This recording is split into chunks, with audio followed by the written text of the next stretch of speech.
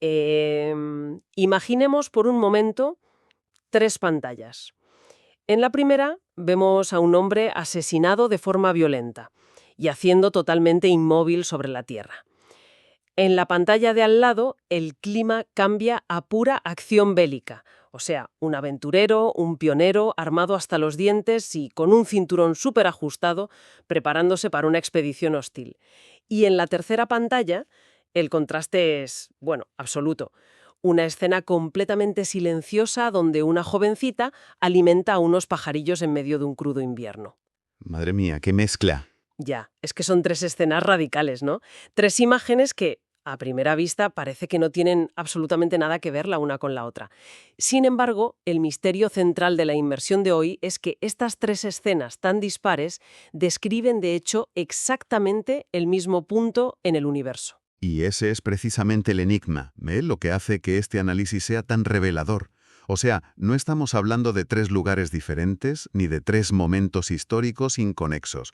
Estamos hablando de una sola coordenada matemática en el cielo. Exactamente. El objetivo de esta inmersión profunda es desglosar de manera exhaustiva un solo punto del zodiaco que es el grado 20 de Aries.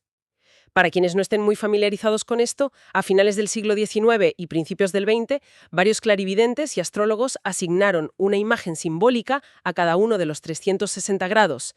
Y hoy vamos a poner bajo el microscopio este grado en concreto, examinándolo estrictamente a través de las lentes de tres de esas fuentes, que son Charubel, la bolasfera y los símbolos sabianos.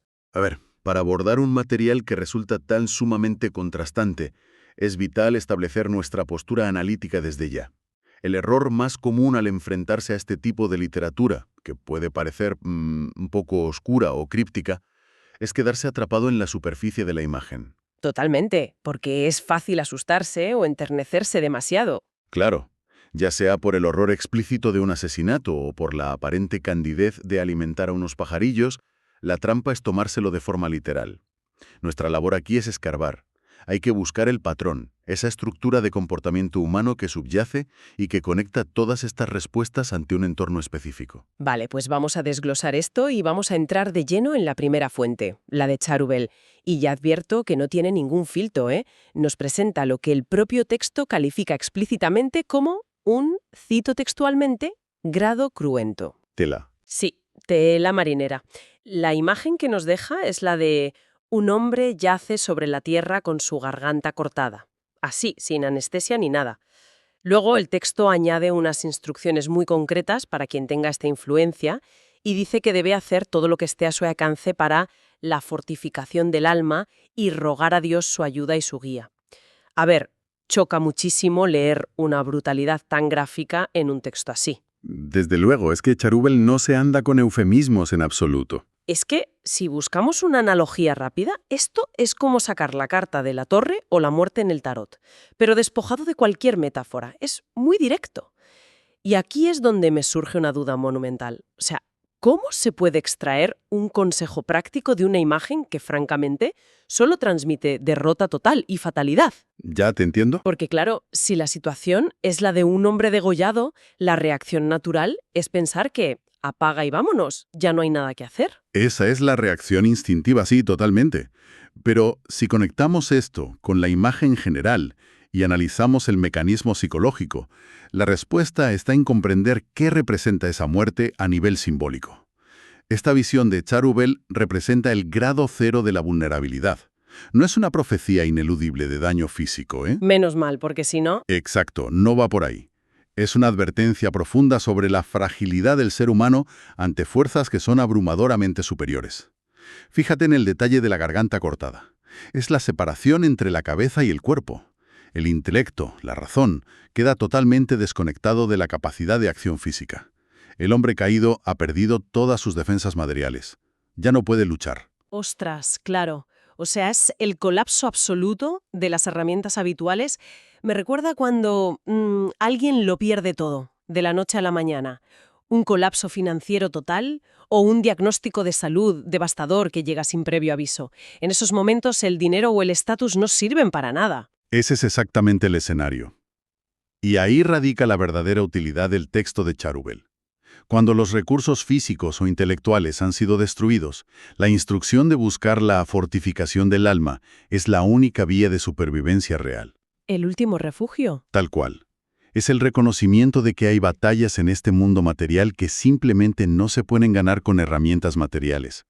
La única estructura que puede sostener a un individuo en ese nivel de indefensión es su anclaje interno, su dimensión espiritual.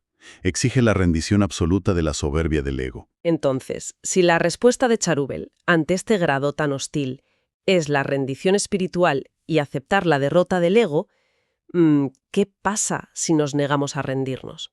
Porque la naturaleza humana, por puro instinto de conservación, tiende a rebelarse ante la vulnerabilidad extrema. Queremos defendernos siempre. Lógico. Entonces, ¿hay alguna fuente que plantee un manual de supervivencia basado en devolver el golpe? Pues mira, esa resistencia natural es precisamente la que nos introduce directamente en la segunda perspectiva. Pues vamos a ello, porque la bolasfera propone exactamente lo contrario a esa rendición que veíamos. Pasamos de un hombre indefenso en el suelo a una imagen de defensa totalmente proactiva. Describe textualmente a un hombre equipado para una jornada muy dura, lleva cinturón y está armado. Un cambio drástico, desde luego. Brutal.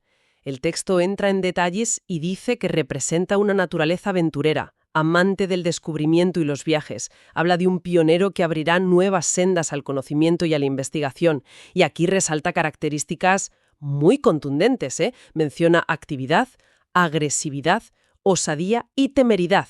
También habla de viajes distantes y aplausos por descubrimientos. Todo esto englobado bajo una palabra clave final que es inquisitividad. Fíjate en el giro radical. Del inmovilismo más absoluto que teníamos con Cherubel, pasamos a un hiperdinamismo armado. Es que no me cuadra fácilmente, fíjate. A ver, voy a hacer de abogada del diablo por un momento. Si la palabra clave es inquisitividad y el texto habla de conocimiento e investigación, ¿por qué se hace tantísimo énfasis en las armas, el cinturón, la agresividad y la temeridad? Buena pregunta. Porque normalmente asociamos la investigación con, no sé, una biblioteca silenciosa o un entorno académico súper pacífico, no con ir armado hasta los dientes, como si te fueras a la guerra. ¿Por qué necesita armas un investigador? Bueno, para entender esa aparente contradicción, tenemos que sumergirnos en la naturaleza del impulso de Aries que estamos analizando hoy. En este contexto zodiacal, la inquisitividad no es una curiosidad intelectual de salón, no es leer ensayos con un té en la mano. Claro, estamos en Aries. Exacto.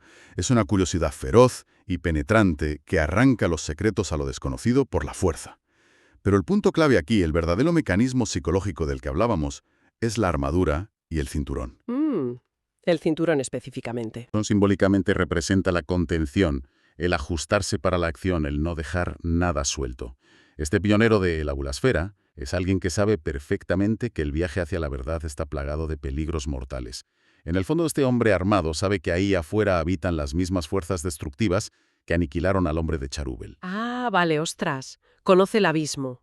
Y se niega en rotundo a ser la víctima de nuevo. Es una coraza pura y dura. Precisamente, esa actitud agresiva, esas armas, constituyen una armadura psicológica.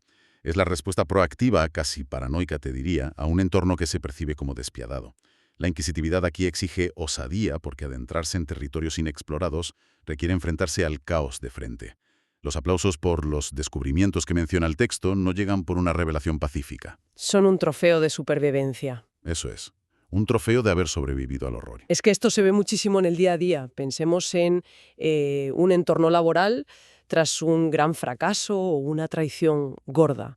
La persona vuelve a la oficina, pero vuelve con esa armadura puesta. Se vuelve hipervigilante, agresiva en sus negociaciones, controlándolo todo al milímetro, ajustándose ese cinturón del que hablabas. Sí, es un reflejo de manual. Está investigando, está avanzando en su carrera, pero lo hace armada, porque el recuerdo de la vulnerabilidad, el fantasma de ese hombre caído de Cherubel, le aterra profundamente. Es un mecanismo de defensa clasiquísimo.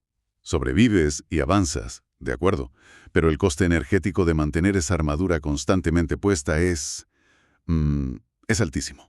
Agota a cualquiera. Eso nos lleva a un cruce de caminos que me parece fascinante, porque si vivir en un estado de indefensión total es insostenible y vivir permanentemente armado y a la defensiva es agotador a nivel vital, tiene que haber una tercera vía. Y aquí es donde entran de lleno los símbolos sabianos. Abordan exactamente el mismo entorno hostil, pero rompen por completo los esquemas anteriores. El tercer acto, sí. Veamos cómo resuelve este sistema el mismo problema, porque es muy distinto. La imagen que plantean los sabianos es literal. Una jovencita alimentando a las aves en invierno. El texto explica algo muy profundo. Dice que la confianza en uno mismo se recupera alimentando formas de vida diferentes a la suya propia. Resalta mucho la receptividad a la experiencia, representada por esa figura joven y femenina. Sigue, que esto es clave. Sí, y habla de una profunda generosidad que indica madurez, definiéndolo literalmente como una aspiración más masculina expresada en los periodos más estériles del ser cotidiano. Lo que es fascinante aquí es que este texto introduce una complejidad psicológica brillante que une las tres fuentes. Sí, totalmente. Y además detalla las dos polaridades del símbolo, que esto es importante, no dejarlo fuera. Por un lado, lo positivo, que es un talento natural para administrar los poderes de la naturaleza y las potencialidades del ser. Y por otro, advierte de lo negativo, un uso superceloso y desperdiciado de los recursos en un esfuerzo por obtener aprobación tan solo para ganarse el pan. Y la palabra clave para englobar todo esto es hospitalidad. Y aquí es donde la mayoría de la gente se pierde si hace una lectura superficial, ¿eh? Totalmente, porque, a ver, paremos aquí un momento y analicemos esto bien. Me cuesta encajar esta imagen en términos de supervivencia pura y dura. Estamos hablando del mismo grado zodiacal, el mismo entorno hostil.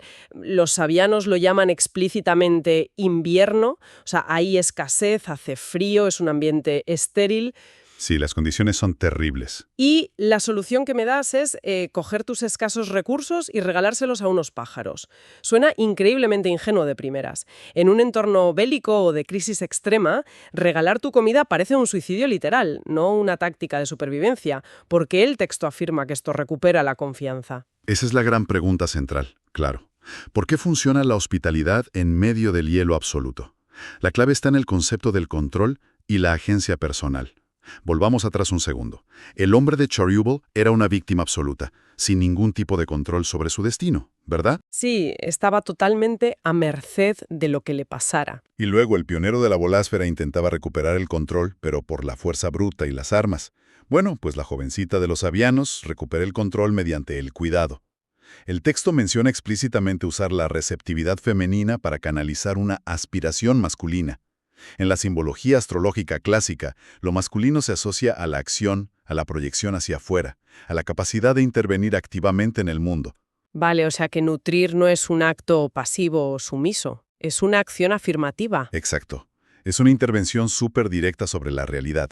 Cuando estás en medio de un invierno existencial donde todo parece estar muriendo o paralizado por el frío, la sensación de impotencia es abrumadora.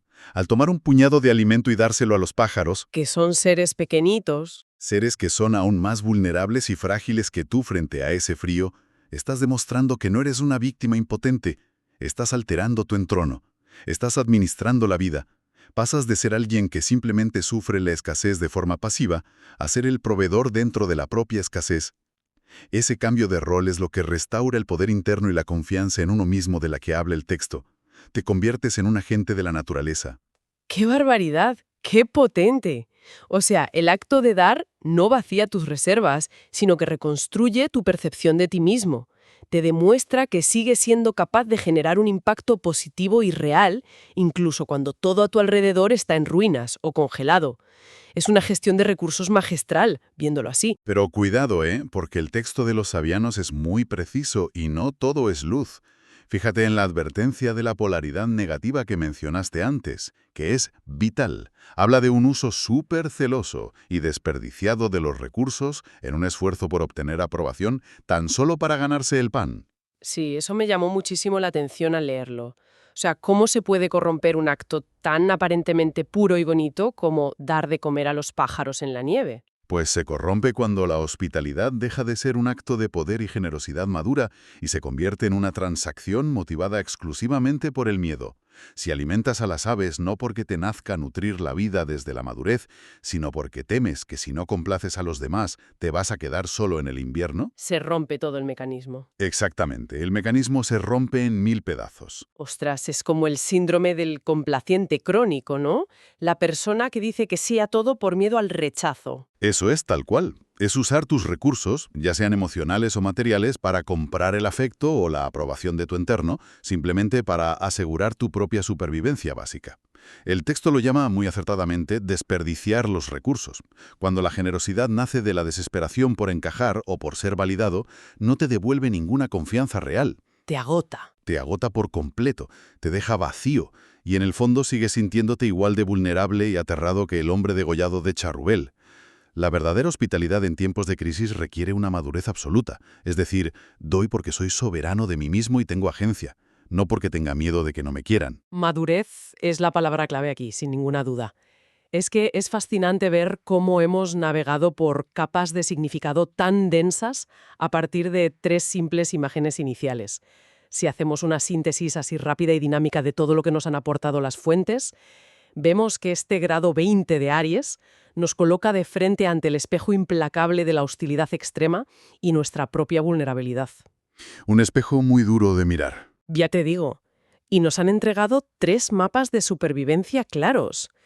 Primero, la rendición del ego y la búsqueda de ese anclaje espiritual ante la caída inevitable que nos mostraba Churubel.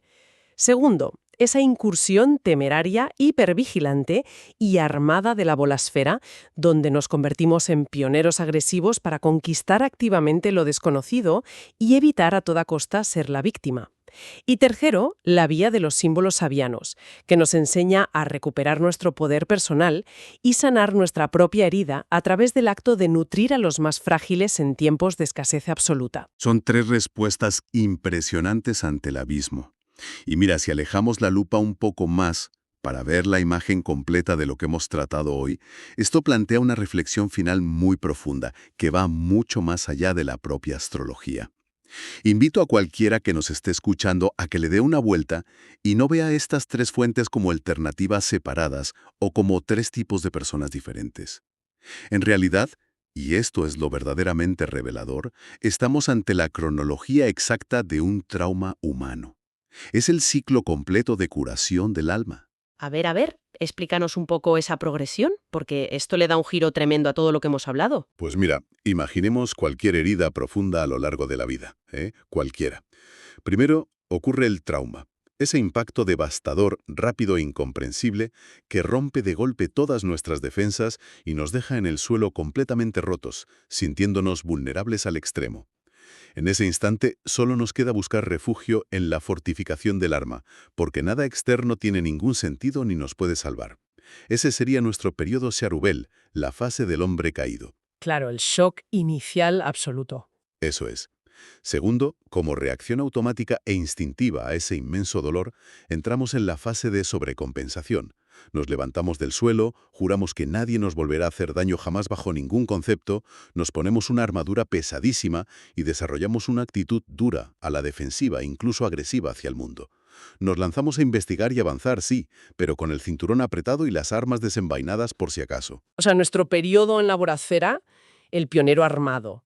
Tal cual. Pero quedarse ahí eternamente es vivir en un estado de guerra perpetua. Termina destruyéndote por dentro por el desgaste energético. Por eso, la verdadera sanación llega en la tercera etapa, con la madurez final. Es ese momento clave en que, a pesar de que siga haciendo un frío tremendo ahí fuera, a pesar de que el entorno sigue siendo un invierno incierto y duro, nos damos cuenta de que la armadura pesa demasiado. Bajamos las armas de una vez ¿Y aparece la jovencita? y descubrimos que mostrar compasión, cuidar de otros seres y compartir nuestra escasez es lo que verdaderamente nos devuelve la agencia y nos reconcilia con la vida de una forma sana. Pasamos de ser víctimas ropas a guerreros paranoicos para finalmente convertirnos en los sanadores de nuestro propio invierno. Esa es la lección definitiva de la joven alimentando a las aves y el ciclo completo de este grado. El ciclo de la víctima, el guerrero acorazado y la guardiana compasiva. Es una manera asombrosa de hilar estas 3 imágenes y entender por qué comparten exactamente la misma coordenada en el cielo. Ojalá este viaje a través de estos textos antiguos sirva como una semilla para que quienes nos escuchan reflexionen sobre sus propias corazas y, los inviernos que puedan estar atravesando. Y sobre todo que nos recuerde que incluso en los terrenos más estériles y hostiles siempre tenemos el poder de nutrir. Muchas gracias por acompañarnos en esta inmersión profunda. Hasta la próxima.